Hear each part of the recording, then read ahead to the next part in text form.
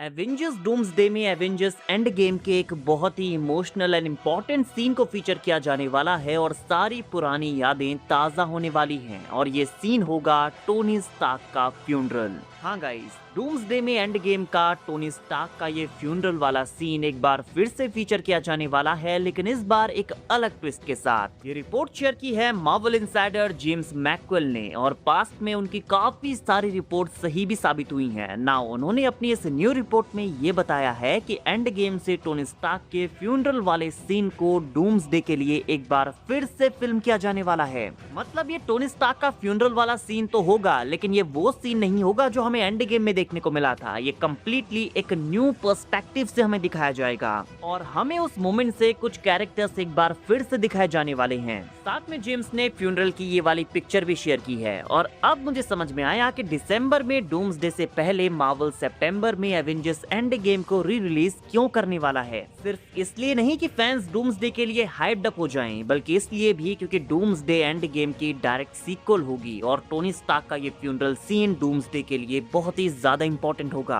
वैसे ये हम जानते थे, इस बारे में ऑलरेडी हम कई बार डिस्कशन कर भी चुके हैं। मूवी के डायरेक्टर्स रूसो ब्रदर्स ने भी खुद ये कंफर्म किया है कि टोनी स्टार्क का स्नैप डूम्सडे से कनेक्टेड होने वाला है और अब डूम्सडे के लिए टोनी स्टार्क के फ्यूनरल वाले सीन को भी शूट किया जा रहा है। अब मुझे नहीं लगता कि इस फ्यूनरल वाले सीन में अदर कैरेक्टर्स के साथ कुछ बहुत ज्यादा छेड़छाड़ की जाएगी, बट क्योंकि डॉक्टर डूम टोनी स्टार्क की तरह दिखता है तो उसका कोई मेजर हिंट यहाँ पर ड्रॉप किया जाने वाला है जो डूम्सडे में डॉक्टर डूम के रिवील के लिए जरूरी होगा।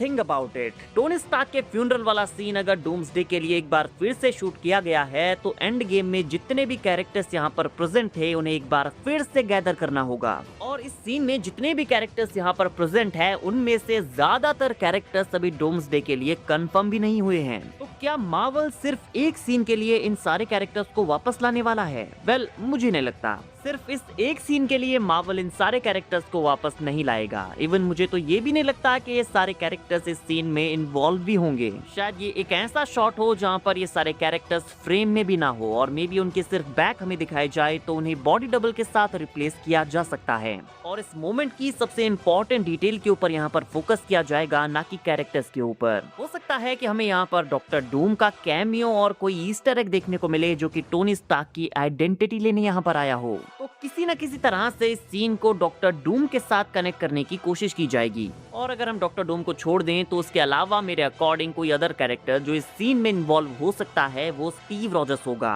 मे भी हो सकता है कि स्टीव रॉजर्स पास्ट में स्टे करने के अपने प्लान के बारे में किसी अदर कैरेक्टर को बताए, बिकॉज अपेरेंटली उसी की वजह से ये पूरी चेन बनना स्टार्ट हुई है। अगर वो पास्ट में स्टे नहीं करता, फैंटास्टिक फोर के यूनिवर्स में नहीं जाता तो ये इनकर्जन्स होना शुरू नहीं होते और डॉक्टर डूम यहाँ इन्वॉल्व नहीं होता। एंड क्रिस इवांस डूम्सडे के लिए ऑलरेडी कंफर्म्ड हैं, सो इट मेक सेंस। और मैं ये सारी बातें यहाँ पर इसलिए कह रहा हूँ क्योंकि हमने कुछ टाइम पहले एक और लीक शेयर किया था जहाँ पर हमें ये बताया गया था कि डूम्सडे में स्टीव रॉजर्स का एक सीन है जहाँ पर वो इन्फिनिटी स्टोन्स को टाइम में पीछे रखने के लिए जाने से पहले स्कॉट लैंग एंड कुछ अदर एवेंजर्स के साथ बात करेगा। तो डूम्सडे में टोनी का ये फ्यूनरल वाला सीन या तो स्टीव रॉजर्स के पास्ट में रुकने की कहानी से जुड़ा हुआ है या फिर डॉक्टर डूम के कैमियो और ईस्टर एग से।